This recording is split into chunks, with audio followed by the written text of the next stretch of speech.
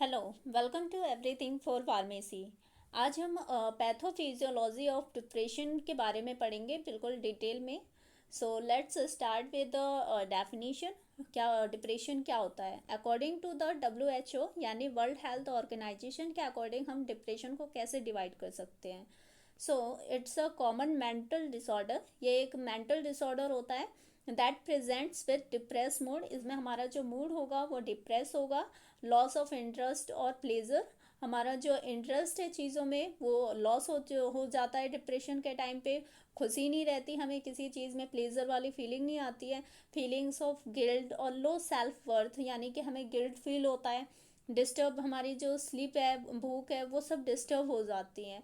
हमारे जो energy level है वो भी डिक्रीज हो जाता है एंड पुअर कंसंट्रेशन। और इसमें क्या होगा कि मतलब हमारे जो कंसंट्रेशन है चीज़ों पे वो डिक्रीज हो जाएगी। नेक्स्ट अब यहाँ पे हम देखेंगे कि टाइप्स ऑफ डिसीज डिप्रेशन। अब ये डिप्रेशन के कितने टाइप्स होते हैं। सो फर्स्ट है मेजर डिप्रेसिव डिसऑर्डर। ये एक मतलब एक टाइप ही है, और ये हम इसे क्लिनिकल डिप्रेशन भी कह सकते हैं। इसमें क्या होता है कि आपका मूड जो रहेगा वो डिप्रेस रहेगा। Lake of interest in activities, जो एक्टिविटीज़ हैं नॉर्मली जिसमें आपको इन्जॉय होता था कभी पहले कभी, लेकिन जब आप डिप्रेशन में होगे तो आपका इंटरेस्ट नहीं रहेगा उस एक्टिविटी में भी जिसमें आप इन्जॉय करते थे। चेंजेस इन वेट, आपके वेट में लॉस होगा। चेंज इन द स्लीप, आप स्लीप जो स्लीप साइकिल है वो भी डिस्टर्ब होगी। फैटिक, थकान होगी।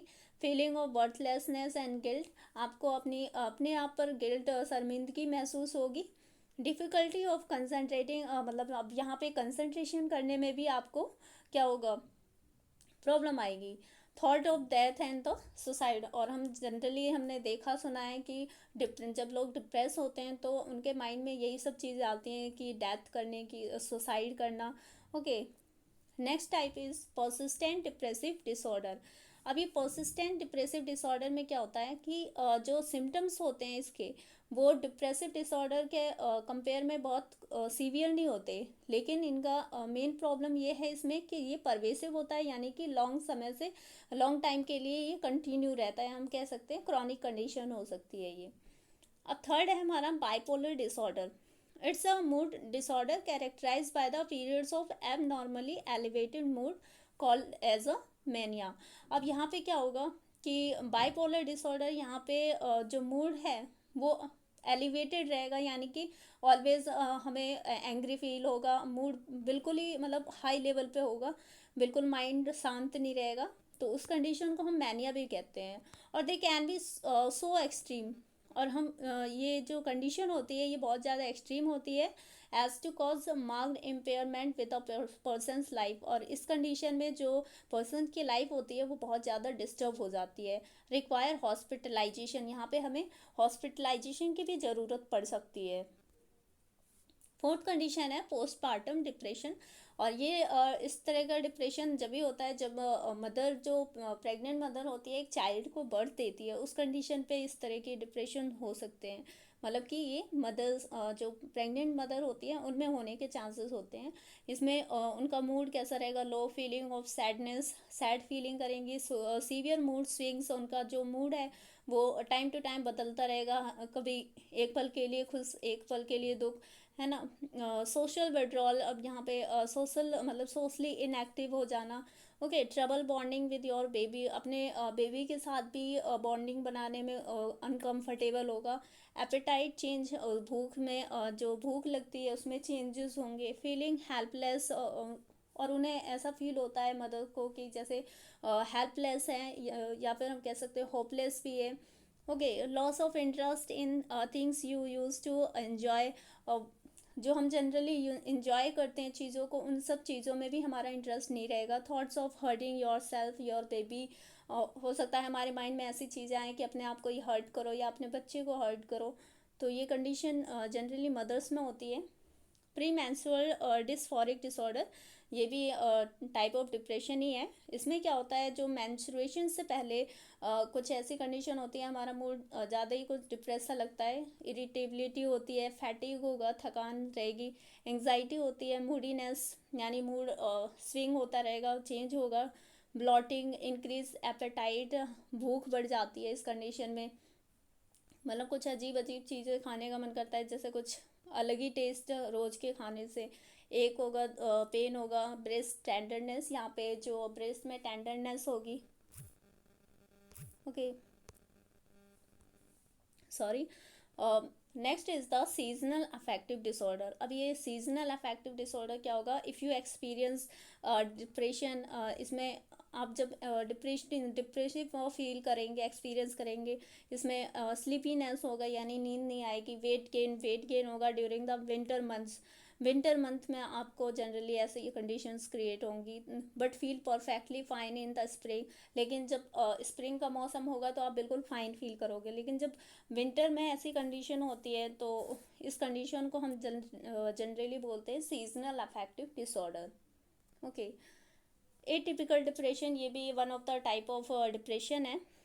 Do you experience sign of depression such as, यहाँ पे कुछ एटिपिकल डिप्रेशन के भी साइन है, जैसे कि ओवर ईटिंग होगा, स्लीपिंग टू मच, हमें उस समय नींद बहुत ज़्यादा आएगी, ओवर ईटिंग करेंगे, extreme sensitivity to the rejection, हमें अगर किसी ने रिजेक्ट कर दिया तो हम ओवर सेंसिटिव हो जाएंगे उस चीज़ के लिए, यानी हम उस पर और ज़्यादा रिएक्ट करेंगे। But find yourself suddenly perking up in face of a positive event, और अचानक ही मूड भी फिर से ठीक हो जाएगा, पॉजिटिव वे में हम बिहेव करने लगेंगे। एक्सेसिव वेटिंग की वजह से वेट गेन भी होगा, एक्सेसिव स्लीपिंग होगी, फैटिक फील करेंगे, वीकनेस, फीलिंग वेट डाउन, और ऐसा लगेगा बिल्कुल जान नहीं है शरीर में। Intense sensitivity to the rejection, भाई रिजेक्शन के लिए हम ओवर सेंसिटिव हो जाएंगे इस कंडीशन में। स्ट्रांगली रिएक्टिव मूड, यानी कि वही है एलिवेटेड मूड होगा, यानी अचानक ही हम इस तरह से बिहेव करेंगे बिल्कुल एंगर मोड में, ओके। अब यहाँ पे हम देखते हैं कि एटियोलॉजी क्या है, क्या क्या कॉजेस हो सकते हैं इसके पीछे। फर्स्ट, ऑलवेज हमारे जो जितने भी पैथोफिजियोलॉजी हम पढ़ते हैं डिसीज़ में, फर्स्ट कंडीशन यही होती है कि वहाँ पे जेनेटिक चांसेस हो सकते हैं। हम बिल्कुल श्योर नहीं होते, लेकिन हम कह सकते हैं कि वहाँ पे जेनेटिक भी रेस्पॉन्सिबल हो सकता है, ओके। सेकंड कंडीशन, हमारे इन्वायरमेंटल फैक्टर्स क्या हैं, जितने भी इन्वायरमेंटल फैक्टर्स हैं हमारे आसपास, कैसा इन्वायरमेंट है, उसके बेस पे भी हमारा मूड चेंज होता रहता है। बायोकेमिकल फैक्टर्स, यानी अब हम केमिकल जो हमारे बॉडी के अंदर जो बायोकेमिकल्स हैं उनके बेस पे भी कई सारे ऐसे डिप्रेशन हो सकते हैं, जैसे biochemical theory of depression postulates और deficiency of neurotransmitters in certain areas of the brain. इसमें क्या होता है कि कई बार हमारे ब्रेन में कुछ जो न्यूरो होते हैं उनका लेवल डाउन होने की वजह से भी हम डिप्रेस मूड में रहते हैं, जैसे कि noradrenaline, serotonin and the dopamine. ये हमारे कुछ न्यूरो हैं जो अगर एक्टिव रहते हैं प्रॉपर अमाउंट में तो हमारा मूड ठीक रहता है, लेकिन अगर ये डिक्रीज होता है इनका लेवल तो इस वजह से ही हम डिप्रेस मूड में जाते हैं। ये बायोकेमिकल फैक्टर्स हैं। Dopaminergic activity reduce in case of the depression. अब जो डोपामिन हमारा न्यूरोट्रांसमीटर होता है, अब वहाँ यहाँ पे क्या होगा, उसका लेवल रिड्यूस हो चुका होता है डिप्रेशन कंडीशन में, और जब इसकी ओवर एक्टिविटी होती है तो उस कंडीशन को हम मैनिया कहते हैं, यानी हाईली एलिवेटेड मूड होगा यहाँ पे, ओके। एंडोक्राइन फैक्टर्स है, अब यहाँ पे कुछ हार्मोनल फैक्टर्स भी रेस्पॉन्सिबल हो सकते हैं, जैसे हाइपोथायरॉयडिज्म। यहाँ पे जो थायराइड हार्मोन है वो कम रिलीज होगा, उस वजह से भी हम डिप्रेसिव हो सकते हैं। कसिंग सिंड्रोम्स में हमारे जो कॉर्टिसोल हार्मोन होते हैं उनका लेवल डिक्रीज होने की वजह से भी डिप्रेशन हो सकता है। एब्यूज़ ऑफ ड्रग्स और अल्कोहल, अगर हम ड्रग और अल्कोहल इंटेक कर रहे हैं तो उस वजह से भी डिप्रेशन हो सकता है, okay. Physical illness, side effects of medications, कई सारे फिजिकल इलनेस हो सकती हैं। फिजिकल इलनेस यानी कुछ माइक्रोब्स की वजह से हमें कोई डिसीज़ हैं तो उस वजह से भी हम डिप्रेस मूड में जा सकते हैं। मेडिकेशंस, कुछ मेडिसिन के साइड इफ़ेक्ट्स भी हो सकते हैं। अब यहाँ पे हम देख सकते हैं फिजिकल इलनेस में जैसे वायरल इलनेस, वायरल इन्फेक्शन है हमारी बॉडी में, या फिर कैंसर है, न्यूरोलॉजिकल डिसऑर्डर यानी न्यूरो डिसऑर्डर है, थायराइड डिसीज़ है, हाइपोथायरॉयडिज्म यानी थायराइड का लेवल डिक्रीज हो जाता है तो उस कंडीशन में भी हम डिप्रेस हो सकते हैं, ओके। मल्टीपल स्क्लेरोसिस मीन्स यहाँ पे जो हमारे एक सिंपल नर्व होती है, नर्व की जो एक्सन्स होती है उन एक्सन्स को माइलिन नाम की सीट एक कवर करके रखती है। जब वो डिस्ट्रॉय होने लगती है धीरे धीरे तो उस कंडीशन को हम मल्टीपल स्क्लेरोसिस कहते हैं, ओके। अब यहाँ पे डायबिटीज़ भी एक तरह से रेस्पॉन्सिबल हो सकता है डिप्रेशन के लिए। एडिशंस डिसीज़, इसमें भी हमारे कॉर्टिसोल का लेवल डिक्रीज़ हो जाता है। ओके, जो एड्रिनल हार्मोन है उसका लेवल अगर डिक्रीज़ होता है तो उस कंडीशन में भी हम डिप्रेस मोड में चले जाते हैं। पैथोफिजियोलॉजी, अब इसके पीछे का मैकेनिज्म क्या है, क्या क्या हाइपोथेसिस दिए हुए हैं। हाइपोथेसिस यानी क्या क्या लोगों ने अपने विचार रखे हैं कि क्या क्या कारण हो सकते हैं डिप्रेशन के पीछे। First is biogenic amine hypothesis, second receptor sensitivity hypothesis, इनके बारे में हम डिटेल में पढ़ेंगे आगे भी। Serotonin only hypothesis, okay, permissive hypothesis, electrolyte membrane hypothesis, neuro endocrine hypothesis. अब हम देखते हैं कि आगे क्या है ये। ओके, यहाँ पे फर्स्ट बायोजेनिक एमीन्स हाइपोथेसिस, मतलब इस कंडीशन में कुछ मोनो अमीन्स होती हैं हमारे जो हमारी न्यूरोट्रांसमीटर होती हैं वो कुछ मोनो अमीन्स होती है, यानी सिंगल अमीन्स से बनी होती हैं। तो अगर उनके लेवल में कुछ डिक्रीज या इंक्रीज हो रहा है तो उस वजह से भी डिप्रेशन हो सकता है, जैसे नॉर एड्रेनलिन और सीरोटोनिन। ओके, अब यहाँ पे डेफिशिएंसी बोला है, मतलब कि यहाँ पे डेफिशिएंसी हो रही होगी इन दो न्यूरोट्रांसमीटर की, इस वजह से भी डिप्रेशन हो जाता है। द रिसेप्टर सेंसिटिविटी हाइपोथेसिस, यहाँ पे रिसेप्टर के बेस पे बताया गया है कि कैसे डिप्रेशन हो सकता है। Depression is the result of a pathological alterations. अब यहाँ पे डिप्रेशन क्या हो सकता है, हमारे पैथोलॉजिकल अल्ट्रेशंस हो जाते हैं, जैसे super sensitivity and up regulation in receptor sides. कई बार हमारी जो रिसेप्टर्स होती हैं न्यूरोट्रांसमीटर की, अगर वो ओवर एक्टिव हो जाती हैं, यानी रिसेप्टर्स पे जो न्यूरोट्रांसमीटर हैं वो हाई रेट से बाइंड होके ओवर एक्टिविटी करने लगते हैं, तो उस वजह से भी डिप्रेशन हो सकता है। ओके, अब यहाँ पे TCA and the TCA means tricarboxylic acids and this is the monoamine oxidase is causes the desensitization। अब ये क्या करते हैं, उस सेंसिटिविटी को रोकते हैं, जो रिसेप्टर है उस पर न्यूरोट्रांसमीटर को बाइंड होने से रोकते हैं, तो इस वजह से वहाँ पे न्यूरोट्रांसमीटर ईजिली एक्टिव नहीं हो पाते। तो इस वजह से क्या होता है, ये रिसेप्टर हमारे रिसेप्टर पे बाइंड कर जाते हैं और न्यूरोट्रांसमीटर के लिए कोई जगह नहीं रहती, तो वो वर्क नहीं कर सकते, इस वजह से डिप्रेस मूड होता है। Uncoupling of the receptor side and possibly down, इस वजह से मतलब हमारे रिसेप्टर प्रॉपर वर्क नहीं करते, तो डिप्रेशन के लिए रेस्पॉन्सिबल होते हैं इस तरह से ये। सीरोटोनिन ओनली हाइपोथेसिस, मतलब यहाँ पे अब सीरोटोनिन के बेस पे भी बोला गया है कि इस कहीं ना कहीं सीरोटोनिन भी डिप्रेशन के लिए रेस्पॉन्सिबल होता है। यहाँ पे देखते हैं क्या है। Permissive hypothesis, the control of emotional behaviour results from a balance between the nor adrenaline and the serotonin. जो ये nor adrenaline and the serotonin level है, इन दोनों के लेवल में जो बैलेंसिंग होती है उस वजह से ही हमारा इमोशनल बिहेवियर बैलेंस रहता है। और अगर ये if the serotonin and the noradrenaline falls to the abnormally, अब इनका अगर लेवल नॉर्मल से लो हो जाता है तो उस कंडीशन में पेशेंट डिप्रेस मोड में चले जाते हैं। Okay, if the level of the serotonin falls, अब यहाँ पे ध्यान दीजिएगा कि यहाँ पे जो सीरोटोनिन का लेवल है वो कम हो जाता है, लेकिन जो नॉर एड्रेनलिन है वो उसका लेवल हाई होने की वजह से वहाँ पे दूसरी कंडीशन जनरेट हो सकती है, जिसे हमने पीछे पढ़ा था मैनिया, और हम कह सकते हैं मैनिक। ओके, यहाँ पे मूड हमारा बिल्कुल एलिवेटेड होगा, एंगर होगा, हमारा माइंड हमारे कंट्रोल में नहीं होगा, हम ऊट पटांग सी चीज़ें करेंगे जो अच्छी नहीं है हमारे इन्वायरमेंट सोसाइटी के लिए। ओके, इलेक्ट्रोलाइट मेम्ब्रेन हाइपोथेसिस, यहाँ पे क्या होगा, जब हमारी जो सेल्स की मेम्ब्रेन होती है वहाँ पे जो आयन एक्सचेंज होता रहता है, वहाँ पे किसी भी रीजन से, किसी डिसीज़ कंडीशन, किसी भी कारण से अगर क्या होता है कि हाइपोकैल्सीमिया हो जाता है तो वहाँ पे मैनिया कंडीशन आता है। और अगर हमारी हाइपोकैल्सीमिया यानी कि कैल्शियम का लेवल कम हो जाता है, और अगर हमारे जो कैल्शियम का लेवल है वो बढ़ जाता है तो उस कंडीशन में हम डिप्रेस मोड में जाते हैं।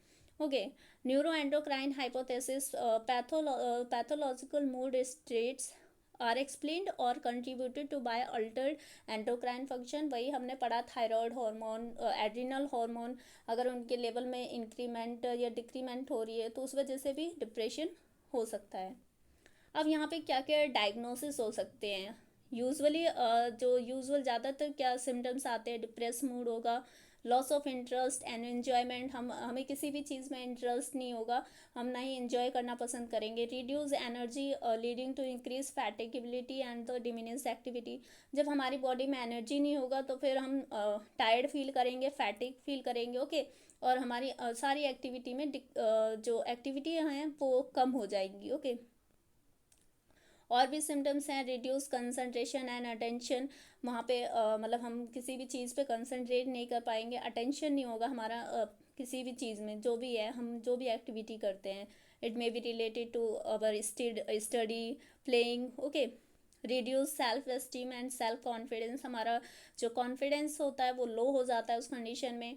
आइडियाज़ ऑफ गिल्ट एंड अनवर्थीनेस, मतलब हम अपने आप पे ही हमें शर्म आती है, अपने आप के लिए ही बुरा लगता है कि हम लोगों से बोल नहीं सकते, मिल नहीं सकते, ये वो। तो ऐसी कई कंडीशन होने लगती है डिप्रेस मोड में। Bleak and pessimistic views of future के बारे में कुछ भी मतलब हम पॉजिटिव नहीं सोचते, नेगेटिविटी आने लगती है माइंड में, ओके। आइडियाज़ और एक्ट्स ऑफ सेल्फ हार्म और सुसाइड, और मतलब कि अपने आप को ही नुकसान करने जैसी चीज़ें माइंड में आती है कि सुसाइड कर लो या फिर मार लो, कुछ भी। डिस्टर्ब स्लीप हमारी डिस्टर्ब हो जाती है। एपेटाइट, भूख भी हमारी डिस्टर्ब होने लगती है, मतलब हमें भूख कम लगने लगती है उस कंडीशन में। एंटी डिप्रेसेंट, अब यहाँ पर ट्रीटमेंट हम देखते हैं। कुछ एंटी डिप्रेसेंट्स मेडिसिन आती हैं, जैसे ये मोनोअमीन ऑक्सीडेज इनिबिटर, ये इनको पकड़ के रखेंगे। इनिबिटर मतलब अब इन्हें रोकेंगी जब भी हमारे जो न्यूरोट्रांसमीटर हैं वो ईजिली अपने रिसेप्टर से बाइंड हो पाएंगे, तो इस वजह से हम इनिबिटर देंगे। ट्राई कार्बोक्सिलिक, हमने टीसीए जो पढ़ा था उसके लिए भी हम इनिबिटर ही देंगे, ताकि वो उस टीसीए को अपने आप में बिजी रख दे और हमारा जो न्यूरोट्रांसमीटर है वो ईजिली अपने रिसेप्टर से बाइंड हो सके। तो ये हमारी मेडिसिन के फॉर्म में दी जा रही हैं, लेकिन हमने देखा कि इसके पीछे क्या मैकेनिज्म है, कैसे ये फंक्शन कर रही है। जो नॉरएड्रेनालिन और सीरोटोनिन लेवल है, उसके लेवल में भी अगर डिक्रीज हो जाता है तो क्या होता है, वहाँ पे भी हमें डिप्रेशन होता है। तो उस अब यहाँ पे रीअपटेक का मतलब है कुछ ऐसे सेल्स होते हैं जो हमारे इन दोनों न्यूरोट्रांसमीटर को डाइजेस्ट करते हैं, यानी कि रिसेप्टर से बाइंड नहीं होने देती। तो उस चीज़ को हमें कम करने के लिए इनहिबिटर देने पड़ेंगे जो इन्हें डाइजेस्ट कर रही हैं या फिर इनके वर्क में इन मतलब कि डिस्टर्बेंस कर रही है, okay. Selective serotonin reuptake inhibitors, वही है कि मतलब सीरोटोनिन के अपटेक को भी, रीअपटेक को भी हमें इनिबिट करना है। फ्लॉक्सेटिन, ये भी मेडिसिन है, ये भी कहीं ना कहीं वर्क करेगी। यहाँ पे रीअपटेक की जो हम बात कर रहे थे, हम यहाँ पे हम नोटिस कर सकते हैं क्या होता है, कई बार जो हमारी जो ये न्यूरोट्रांसमीटर है वो अगर यहाँ तक पहुँचने से पहले ही वो उन्हें फिर से वो अपनी जगह वापस पहुँच जाते हैं, रीअपटेक होने लगता है। कुछ ऐसे सेल्स होते हैं जो उन्हें डाइजेस्ट करते हैं और फिर से अपनी तरफ वापस कर लेते हैं। यहाँ पे देखिए ये रीअपटेक हो रहा है, यानी कि यहाँ से निकल के आ रही है और यहाँ फिर से ये वापस चली जा रही हैं। तो वो रिसेप्टर्स पे जब तक बाइंड नहीं होंगी तो अपना फंक्शन नहीं करेगी, तो इस वजह से हम इनिबिटर देते हैं। नॉन फार्माकोलॉजिकल थेरेपी, मतलब कि यहाँ पे हम किसी मेडिसिन का यूज़ नहीं करेंगे, कुछ ऐसी फिजिकल एक्टिविटी करेंगे जिसकी वजह से क्या होगा कि हम उसमें अपने डिप्रेसिव मूड में कुछ इम्प्रूवमेंट कर सकते हैं। जैसे लाइफ स्टाइल चेंज करके, जैसे स्ट्रेस अगर हम ज़्यादा स्ट्रेस में रहते हैं तो उस चीज़ को रिड्यूस करना है, चाहे जैसे भी। सोशल सपोर्ट होना चाहिए, जब हम सोशली लोगों से मिलेंगे, बोलेंगे, हंसेंगे, तो उस कंडीशन में भी हम उस चीज़ से बाहर आ सकते हैं। स्लीपिंग प्रॉपर लेनी है। साइकोथेरेपी, यानी साइकोलॉजिस्ट जो होते हैं, साइकोलॉजिस्ट उनके पास जाके भी हम अपने आप को ट्रीट कर सकते हैं, okay. Thank you so much. For more videos you can follow me on my insta as well as YouTube, because I am providing you facts related to human's body also, and detailed explanation of the pathophysiology of all diseases that we need in our medical education, okay.